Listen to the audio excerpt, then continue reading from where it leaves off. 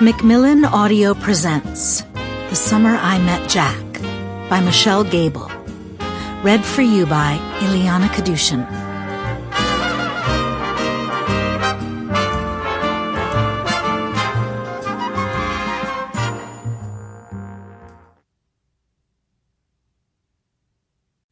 Part 1. April 2016, Los Angeles. A man sits on a patio, wrapped in a blanket and staring out to sea. It is cold in California this time of year, though much better than in New York, which is why he winters on this coast. He is old enough to do what he wants.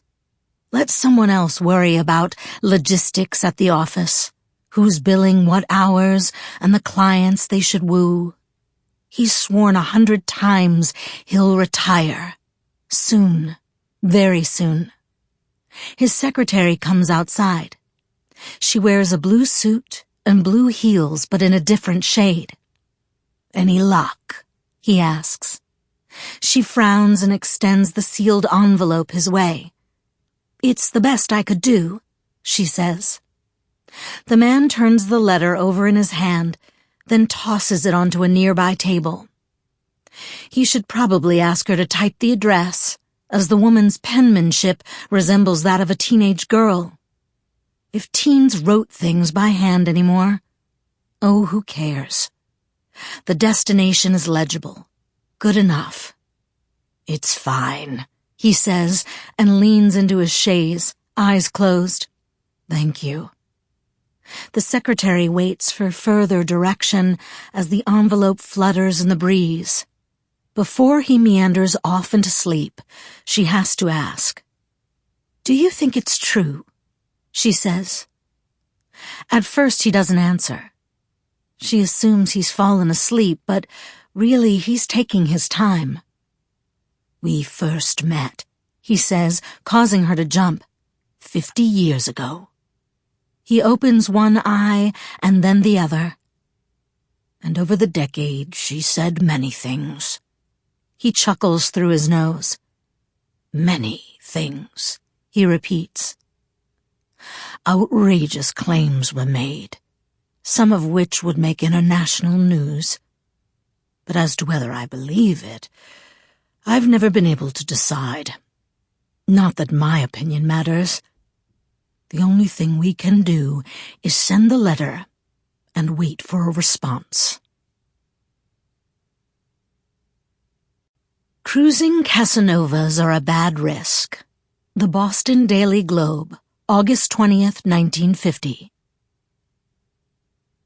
Hyannisport, Massachusetts. The government wouldn't deport her, she didn't think. Alicia was unclear on the particulars, but when a person emigrates to the United States under somewhat ill-begotten circumstances, she is not particularly inclined to raise her hand. She was probably safe, because where might they send her? Alicia was no longer a citizen of Poland, and they couldn't return her to the German camp. This was, she supposed, the upside to her statelessness. To be deported, you needed a home. For a second, Alicia felt relief. Then she remembered a story she read about a refugee who'd spent years on a ship, circling the globe, no port willing to let him through, like a crate of damaged goods. Alicia sent up a quick prayer, or something like it, that Irenka would come through with the job. "I do what I can," she said in her choppy, harsh accent, "but no promising. A risky thing to bet it all on a maid from Poland, but she had no other options on Cape Cod. At least she had this job, her part-time work at the Center Theater. She tried to wheedle Mr. Dillon into more hours, but he was rigid as a German. "You can help George and Dewey during peak time." Sample complete. Ready to continue?